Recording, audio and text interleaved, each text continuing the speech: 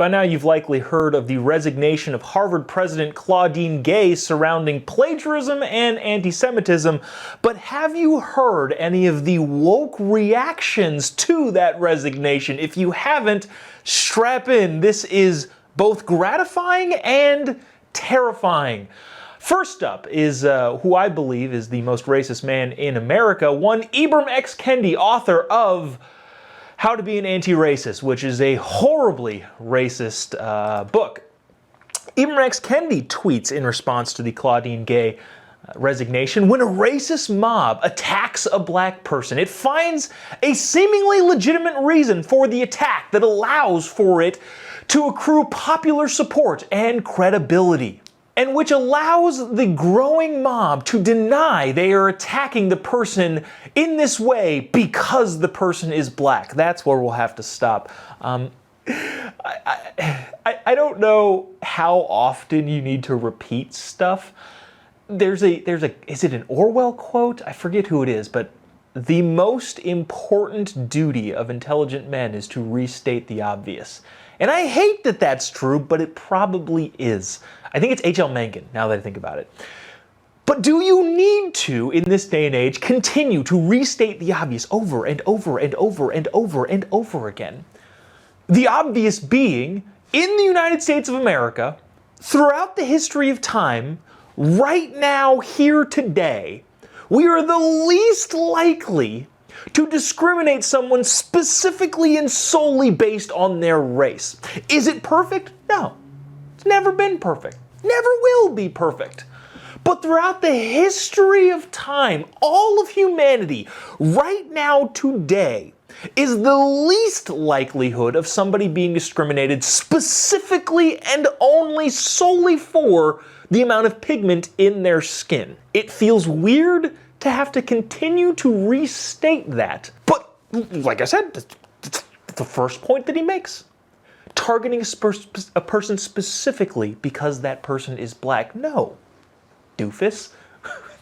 They're targeting that person because Claudine Gay was one of the professors on that panel in front of Congress saying, hey, is calling for the genocide of a faction of students on your campus, Jewish students, is that bad?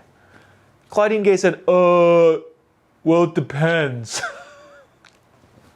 Remove the skin color of the person and then decide whether that comment and what she said was bad. I will guarantee you, 100 times out of 100, it's the same. Doesn't matter that she's black. Doesn't matter that she's a woman. It's because, you know what matters? It's because what she said was stupid, which is its own progressive thing. Nobody actually cares the race or gender of this particular individual. They are solely judging her based on what she said and how she said it, which, in my opinion, is progress. There was a reader's comment there that said, other presidents of elite universities who were not black lost their job for similar reasons. But she resigned. Liz McGill, the president of Penn, also resigned. So the community notes thwarting Mr. Kendi's response on the onset. Then he continues to say, that's how anti-black racist attacks have been made justified. The seemingly legitimate reason in the latest case at Harvard is primarily academic misconduct of plagiarism. No, it's the whole anti-Semitism thing, which brought Claudine Gay into the public fold that allowed people to then go, look, wait a minute, hold on, let's go ahead and check all of the backgrounds here and make sure Claudine Gay wasn't a diversity hire and has the merit. Turns out she doesn't.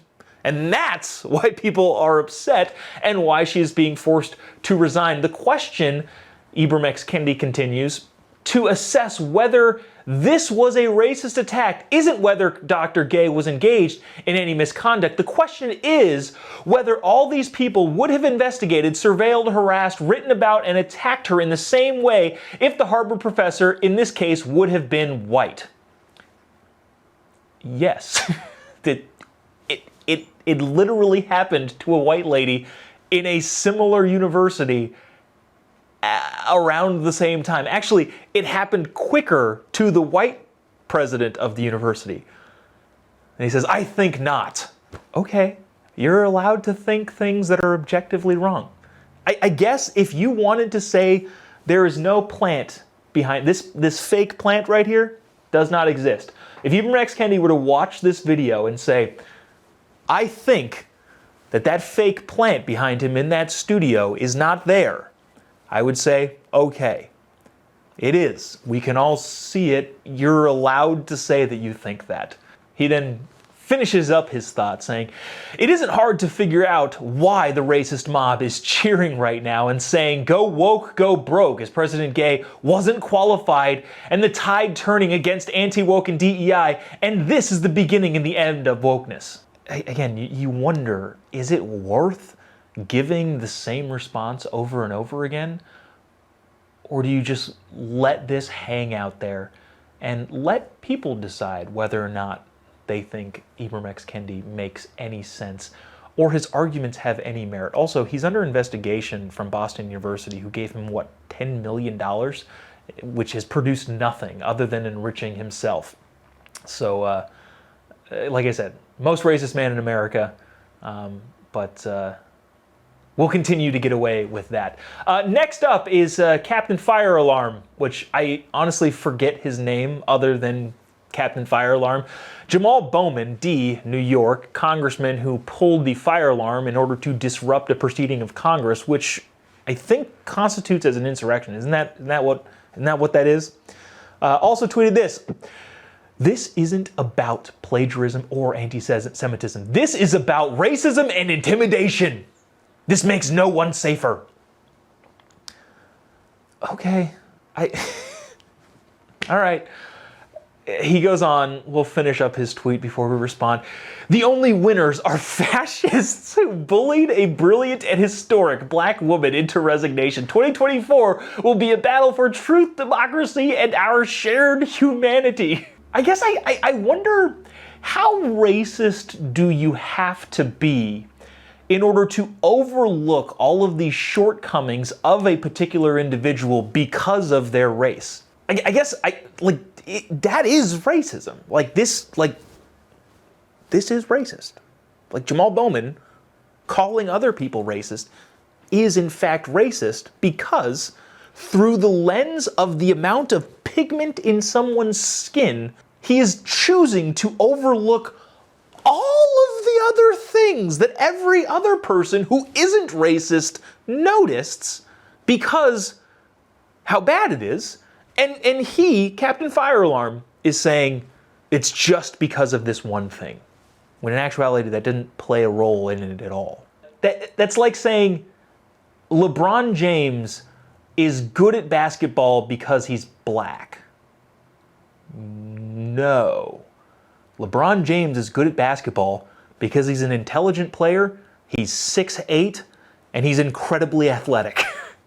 Being black has nothing to do with whether or not LeBron James is good at basketball. He is a freak of nature human athlete that happens to be black. If LeBron James lacked all of the pigment in his skin and still had the incredible athleticism and wingspan and height and basketball intellect that he has, he would still be really good at basketball. But that is the type of thing that Jamal Bowman is saying. No. It's not because of all of the bad things that this president said, is doing, and has done. No. It's just because she's black. Even though a white professor faced the same fate sooner than the black professor. But it's just because he's black. Nicole Hannah-Jones, the author of the now debunked 1619 Project, said this, well, they got what they wanted from their well-executed plan. Okay, whose plan is this? And who is in charge of that plan? And how was that plan disseminated? And also, how did the plan of the people who are, in a lot of ways, more to the right of the universities infiltrate the universities and then force this resignation? How How does that work? If there is a plan, can somebody tell me where the plan is? Because I think my biggest criticism of the conservative movement as a whole is there's no plan. As a person who would identify themselves as a conservative, what plan are we talking about? I wish there was a plan. Can somebody please develop a plan to institute more conservative, family-oriented moral values to this country? Because I would love a plan. Being accused of having a well-executed plan makes me more frustrated than anything else, because I will sit here and tell you that I am in this world as much as it could possibly, as anyone could possibly be. And I can tell you that my biggest frustration is the lack of a plan. So I don't know, Nicole Hannah-Jones, if you know about the plan, help me out, because it's very frustrating not knowing the plan when it comes to instituting the values that I believe this country should hold. Moving on, Jemele Hill, former sports. I don't know what she does now. She was on ESPN for a long time, and then I don't know if she still is. She has a podcast. I don't know what she does, but anyways, she's a prominent figure in this world of commentary. Says this: when white people are hired in any position, the automatic assumption is that they are the best person. When a black person is hired, it is assumed that they got there because of affirmative action. Okay, let's stop there. I get that. I'm not necessarily saying I agree with the way that she nested that argument, but I've said a lot that the biggest problem with affirmative action is that ultimately people then get questioned for their skill and ability. If affirmative action is in place and you are accepting people based specifically on immutable characteristics like race or gender, then in a merit-based system, people are going to question the merit of those people. I've experienced this. If people are making the goal a quote-unquote diversity of skin pigmentation, people are going to question the merit and ability of the people who are in the room because a box is being checked. That's the biggest problem. So I guess I kind of agree, but I don't know how we fall on different sides of it. Affirmative action causes people to question the skill and ability of minorities. I've experienced that, which is why I hate affirmative action. But you're saying a true thing here, so I don't. She goes on to say, which, by the way, doesn't mean underqualified. Okay, if affirmative action never existed, a lot of white people would still believe deeply in their own superiority because that is what they've been taught. Okay, not sure who's teaching that, and also, I guess so much of this is so frequent and everywhere that you gloss over, in a way, the extraordinary amount of racism displayed by this. Considering there have been 30 presidents at Harvard and Claudine Gay was the only black one in history, she has been extremely qualified even to be in that position. She had to be extremely qualified to be in that position. I feel like all of the examples of her not being qualified would be a pretty good argument against that. But don't let me interfere with your racism. Go off. I don't know if she's talking to her friends, all of the racist people that we're bringing up in this post, or is projecting an imaginary evil attribute on people that don't agree with her. Okay, last one. This is Mark Lamont Hill, who says this, and the comment section really here's the most fun. The next president of Harvard University must, all caps, be a black woman. This is what we're talking about. Why? How about it's just the most qualified person? And I don't care if the most qualified person is a black woman or a white man or an Asian woman or a Hispanic man. I don't care. Why would you care? Unless, in fact, you're racist. Unless you're racist, that's probably why you would care. But as a non-racist person, I don't care. But the comment sections are very funny because The person that Claudine Gay plagiarized from also happens to be a black woman and also happens to be pretty conservative. Lydia, friend of the show, says Carol Swain would be great. I agree. Also black woman. Funny part is though that that's not who they're thinking. Candace Owens, also a name that was thrown out there. But I don't know. I don't know how you fix stuff like this. Clear and overt racism just in the public discourse by the people who are accusing other people of racism. I don't know. I don't know what you do with that.